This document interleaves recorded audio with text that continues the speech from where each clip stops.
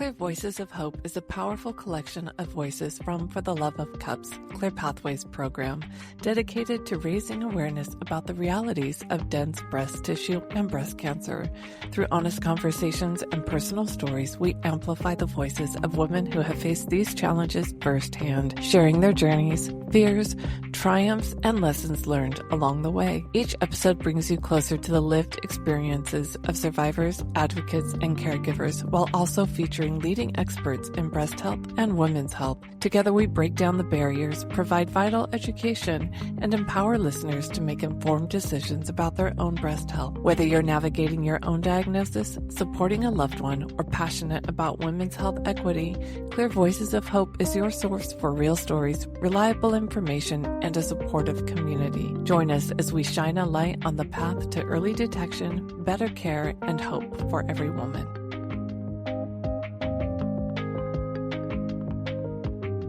Caitlin Moyer, thank you so much for coming onto the Clear Voices of Hope and being willing to share your story today. I am so grateful for you and your willingness. I know this isn't something that you have necessarily done a lot of, and so I really appreciate your time and your heart and your willingness to kind of step over that threshold and say, okay, I see the value and the importance of these stories and what women are facing on an everyday, that I know that you have a really powerful story to share about what it was like to be diagnosed with dense breast tissue and what has happened since, especially given your family history and especially given the fact that you are what we would call the picture of health.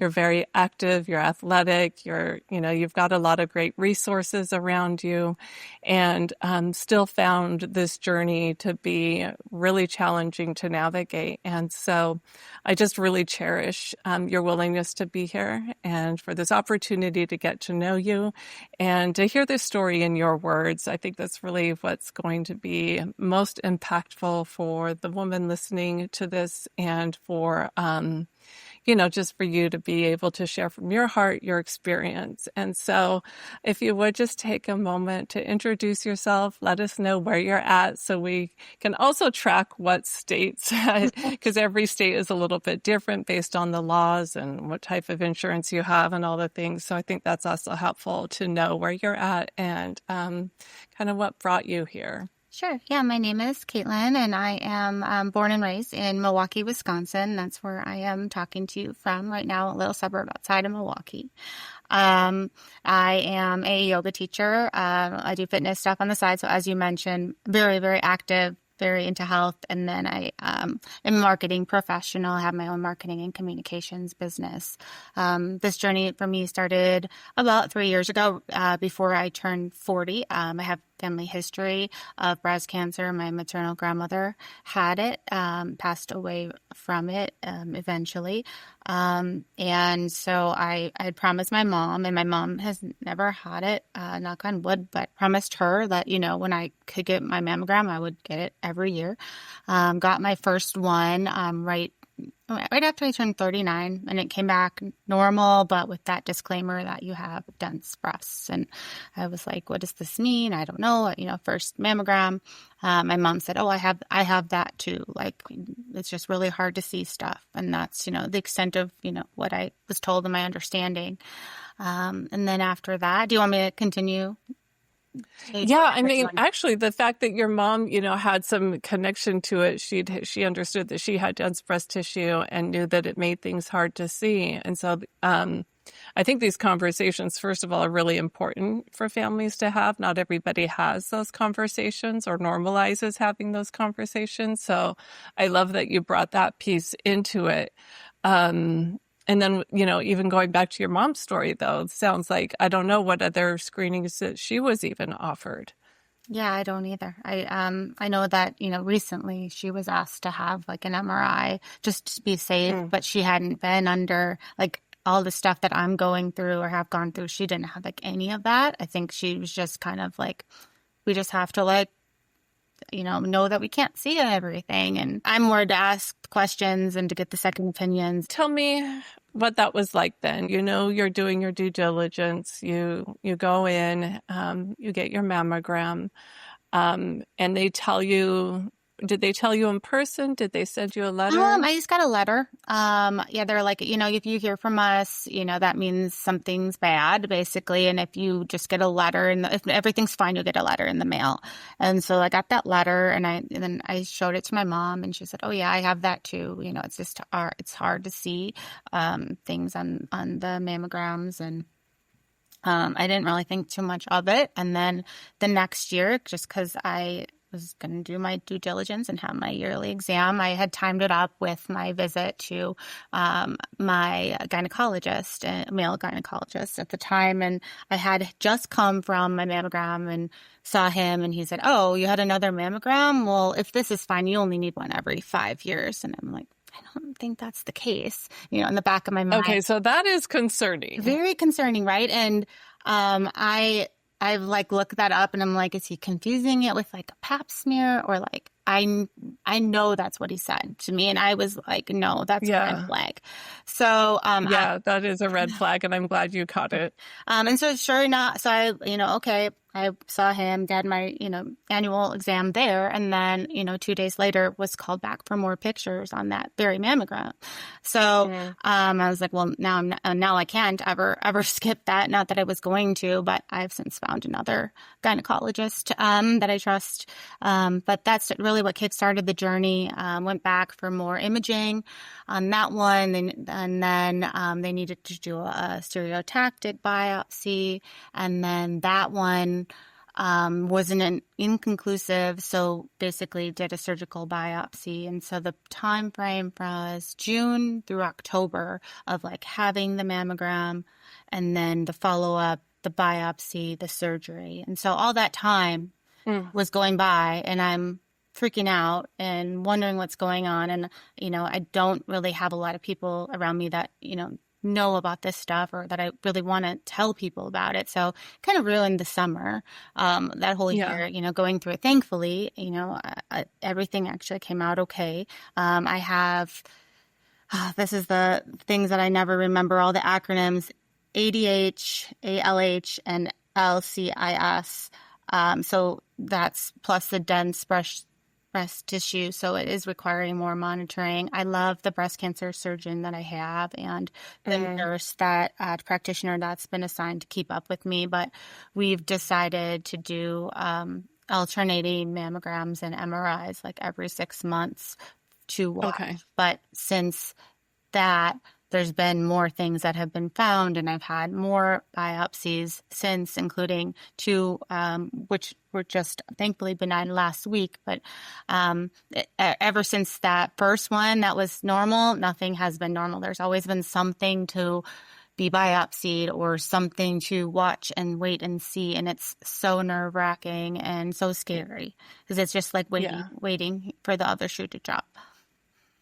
Yeah, that is scary, and I'm sorry. I can imagine. I know what it's like just to go back for follow-ups once you have been diagnosed, but also I don't think people talk about this part of it enough where there's still that constant worry of wondering when and if. It almost feels like when, there's almost a sense of inevitability that you don't, it's why are we putting that on ourselves, right? When you say waiting for the other shoe to drop. It kind of is. It's how do you escape it so many times? Oh, it's been on again. When is it not going to be? And hopefully it never, but it just feels inevitable. Right. And you are doing your due diligence and you're tracking everything really early. I'm so glad that you have a really good breast surgeon that you like, and it sounds like you've got a great gynecologist, and that you do have a team that's working really well together, that's working well for what you want. I think this is an important piece of the story to really drive home that part where you switched gynecologists, where you knew you needed better care, where there was that red flag.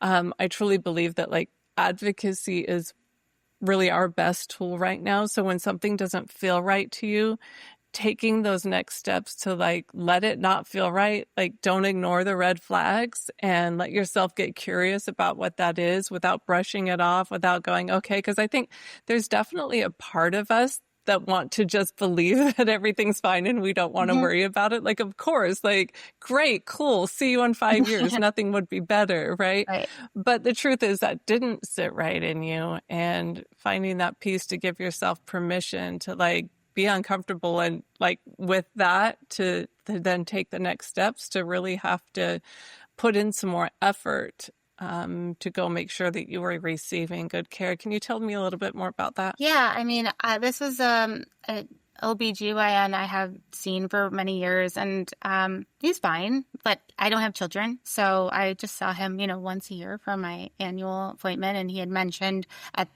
right before I had my first mammogram, like, oh, you have family history, and you're going to be 40 soon enough, like you're close enough, you can get a mammogram. So I went, and that's when I did that. And I have a regular practitioner too, but this doctor was kind of the women part of the services, so that was who would tell me or order a mammogram for me.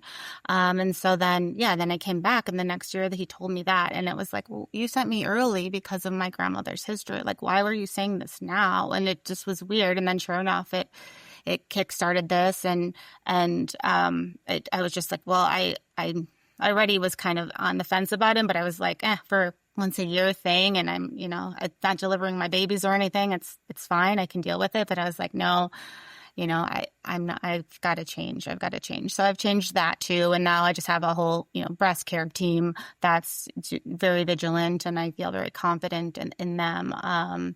In the level of care is great. I will say though, it's a double-edged sword because, things like the MRI catch so many false things, or things that, could be areas of worry. Like my recent one, I think is just, hormones or something like that was causing this change. But I went through 2 MRI guided biopsies because of that. And those are extremely painful. Those take a week to heal from. Those require time off from a physical part of my job when I'm teaching yoga classes and things like that.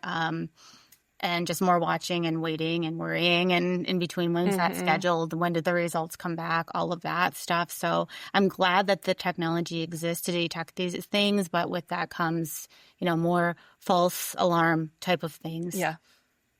Yeah.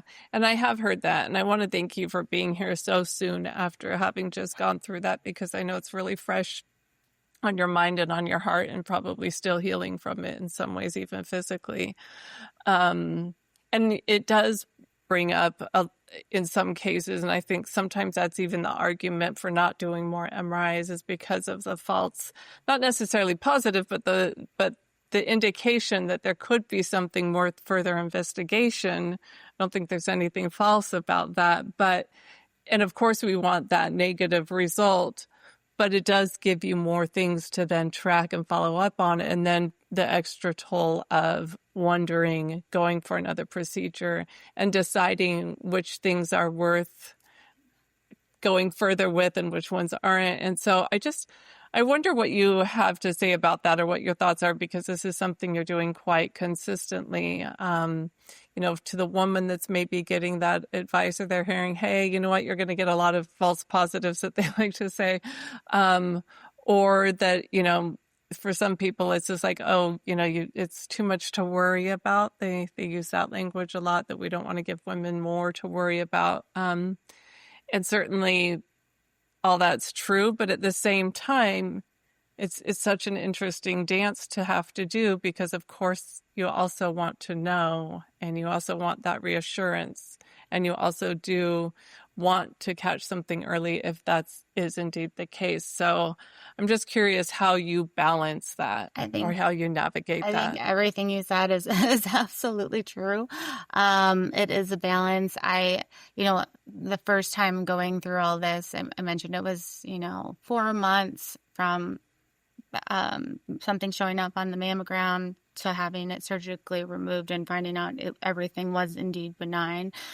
So that level of worry is tough, and I'm like, oh my gosh, like I don't know if I want to go through this again, when they're saying now we want to put you on the MRIs and this schedule. And but just so you know, those do pick up other things, and sometimes, things that are more that we kind of have to watch and worry about that might not actually be things that are bad. And I just thought to myself, okay, well, if this happens again, where I have to go through this whole 4-month period or more of this, like, when do you, like, I have a good friend who, her family has the gene, right? I don't think I mentioned this, but when I was going through this whole procedure, the first time I went through the genetic testing and found out my family does not have the gene, despite my family history of breast cancer with my grandmother.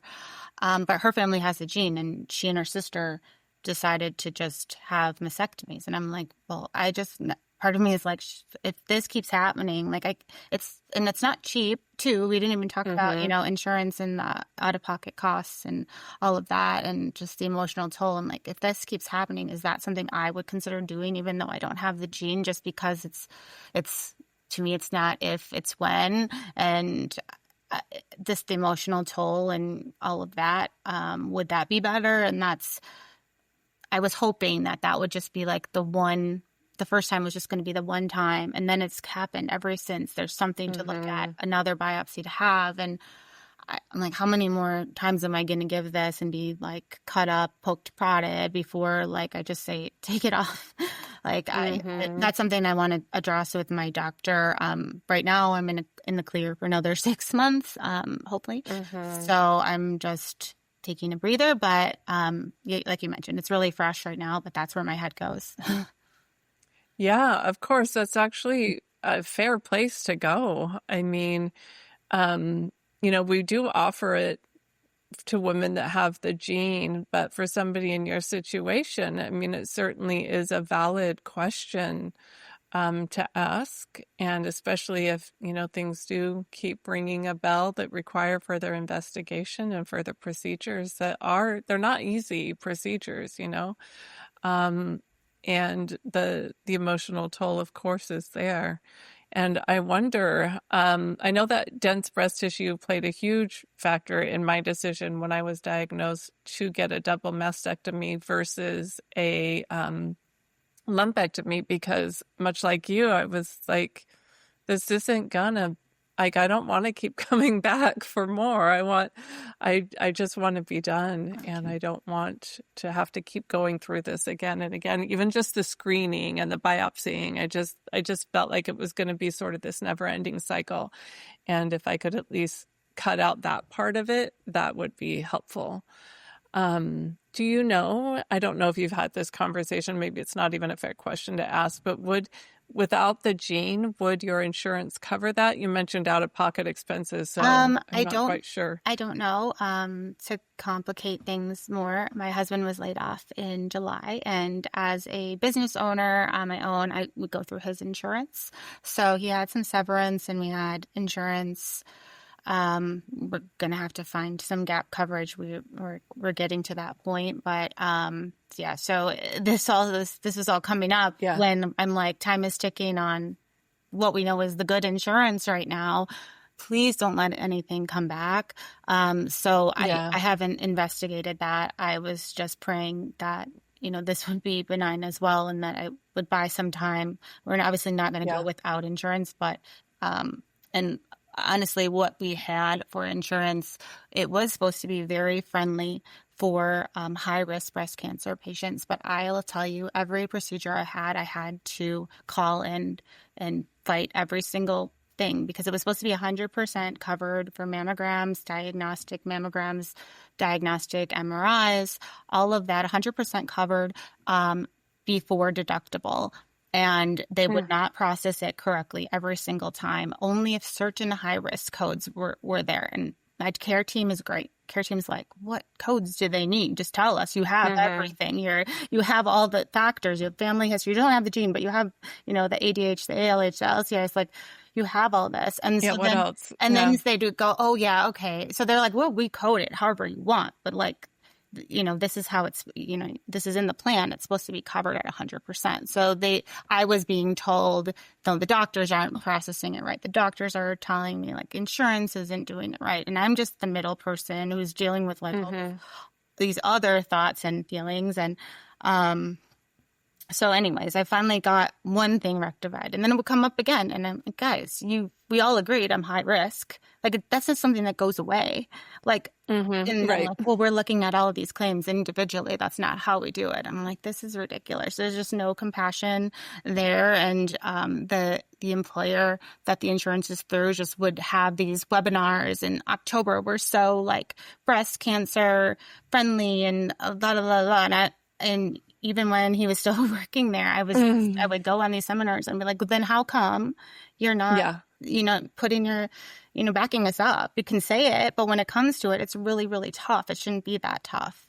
And consider that I have probably more time than most people because I work for myself and I work from home and I don't have children, and I'm consider myself pretty intelligent, and I just worry about the people, and I'm healthy. At the end of the day, I am healthy. Like someone who's actually really, really sick, someone that has a million other things going on, like multiple children, or who's not that educated, and they're just blindly having to like pay, or they don't have the time or the energy to fight all of this. And I'm like, I will sit on hold for an hour. Yes, I will. I will answer my emails while I'm waiting for your response because I know that, you have to advocate for yourself. But there's a lot of people that just can't. And it really, that part is probably one of the more frustrating parts of the whole situation, is just dealing with the medical system here in the United States.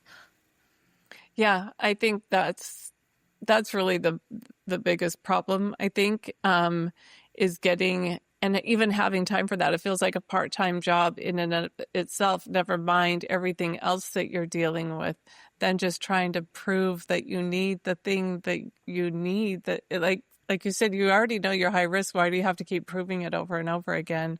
You're following recommended guidelines, standard of care, and yet it's still a battle. And thank goodness you are willing to put yourself out there and keep pushing for it, because I know it'll help the next person behind you.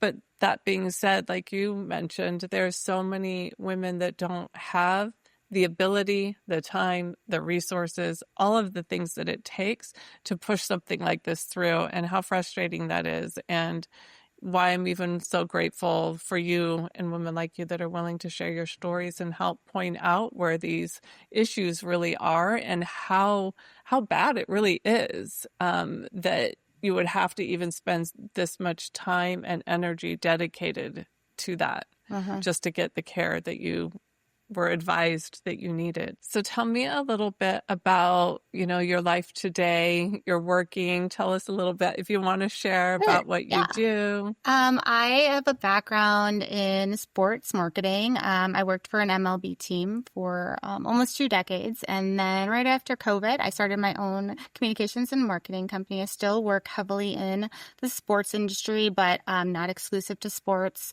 Ideation, consulting, social media, article writing, anything, PR, anything in that genre.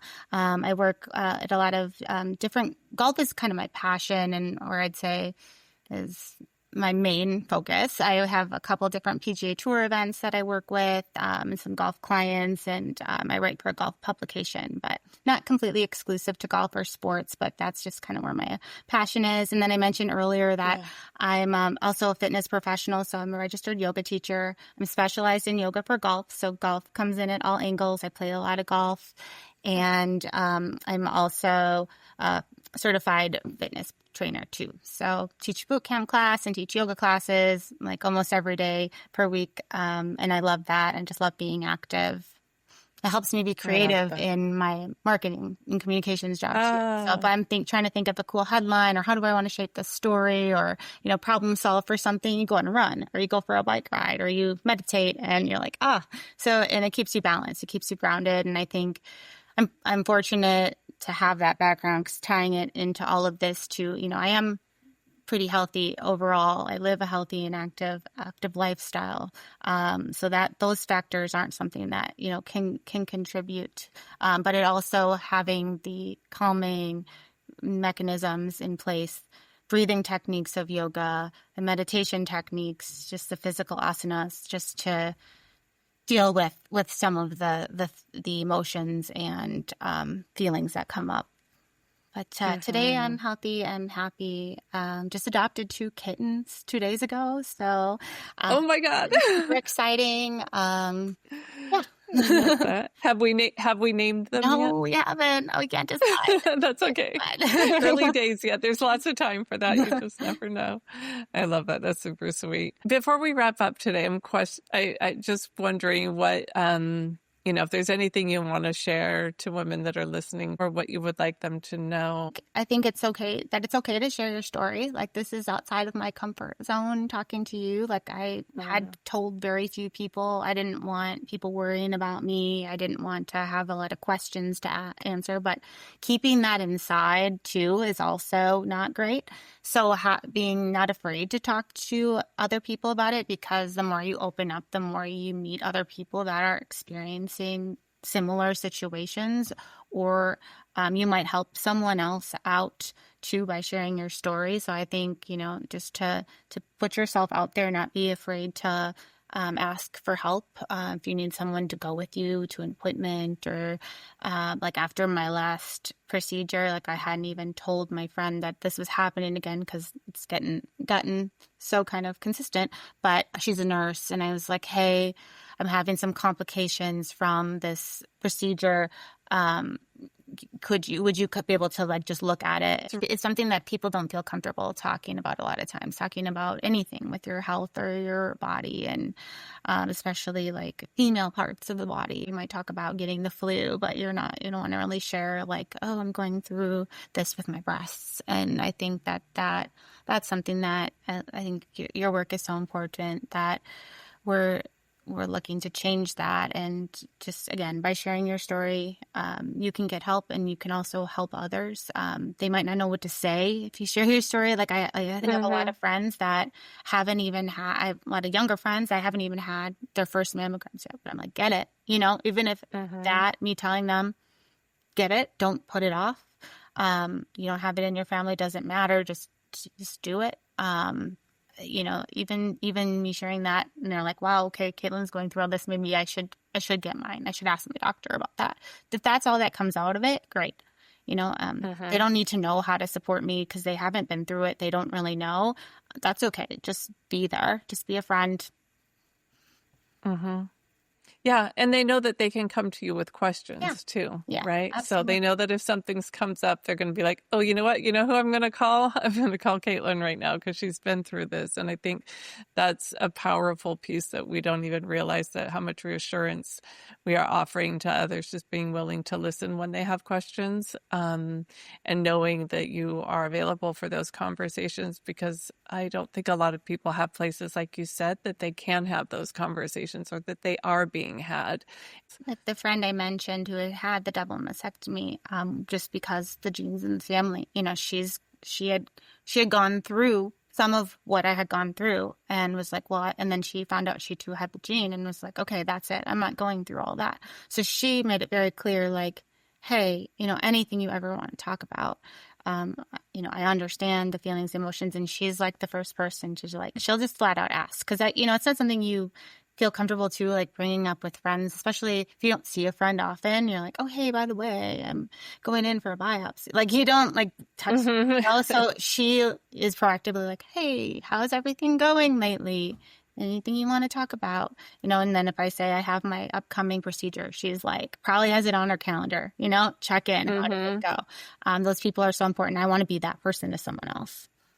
Yeah, I love that. Thank you. And just by doing this, you are, even if you don't feel like you are directly impacting them, just know that you are. Every time I share my story, I have so many people that come back and say, oh, thank you, or I told somebody else about your story. You just never know who's listening. And so it's really meaningful that you're willing to do this. And I think especially your story is, I want to say unique, but it's not. I think that there's a lot of women going through exactly what you're going through without talking about it. And so I think this is important to highlight your experience here, all the choices that you're having to navigate each 6 to 12 months, and the questions that you're still sitting with, and all the advocacy that you have to do behind it. And I don't think that people really realize that that's all happening in the background for you.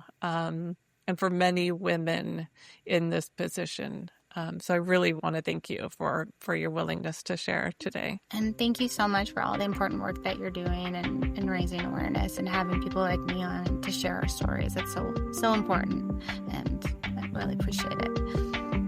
Well, thank you so much, Caitlin, and we're just sending you all the best blessings and wishes for good health, and really grateful to have you on this journey with us. Thank you, Lisa.